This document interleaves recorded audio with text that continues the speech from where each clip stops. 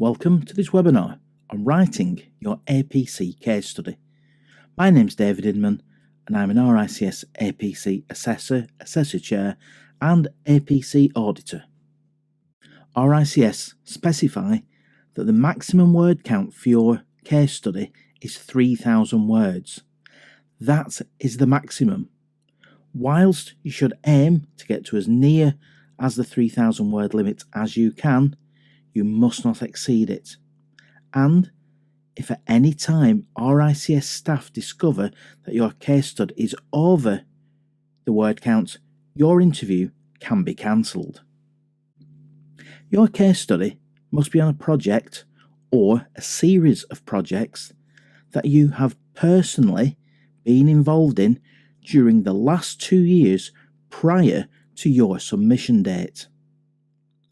The project may have started more than 2 years ago, but your involvement must be within the last 2 years of your submission date. It must be relevant to your pathway, and within that, you must give detailed evidence for the assessors that you have worked competently.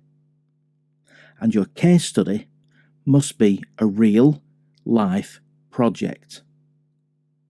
It can be a large project delivering complex work or lower value, more straightforward work, but you need to demonstrate that you have met the competencies. And don't forget, refer to the pathway guide at all times when you are writing your case study. In the case study, you must provide a critical appraisal of the project or projects. This means you must demonstrate your decision making and be self-reflective. And at the end of the day, the goal of constructive criticism should always be to improve your productivity or performance. And in our next webinar, we will learn why it's good to be self-critical in order to perform better. So if you're not subscribed to the channel, please subscribe now as not to miss out. Your case study must give evidence of your learning outcomes. And it must give detailed evidence on how you have met the competencies, your professionalism, and your ability to solve problems. However, you're not expected to be running the project, but it is your specific involvement in a team that you must analyse and comment on this involvement.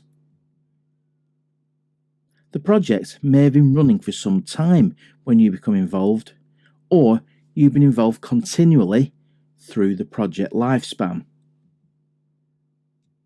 However, the project may not be finished, but if it's not finished, you should be giving your view on the expected outcome.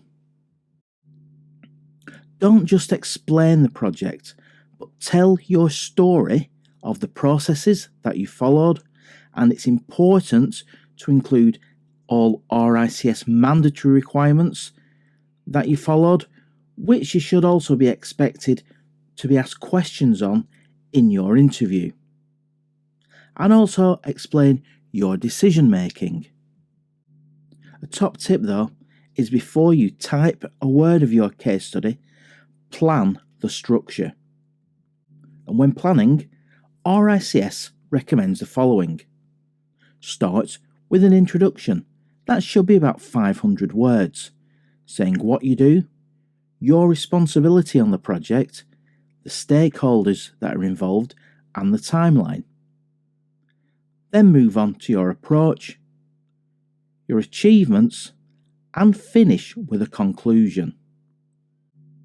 In Appendix A, you must list all the competencies that you have covered, so make sure your case study covers as many competencies as you can.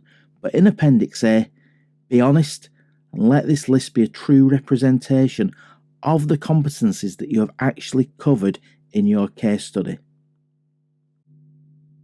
Any further appendices should support your report and be in the form of plans, photographs and illustrations. Don't forget appendices should support and not add to the case study. So keep them relevant and to a minimum. And if you want to delve deeper into your APC process, please think about subscribing to our Udemy course on the RICS APC from enrolment to final assessment explained. Thanks for watching, and as always, good luck with your APC.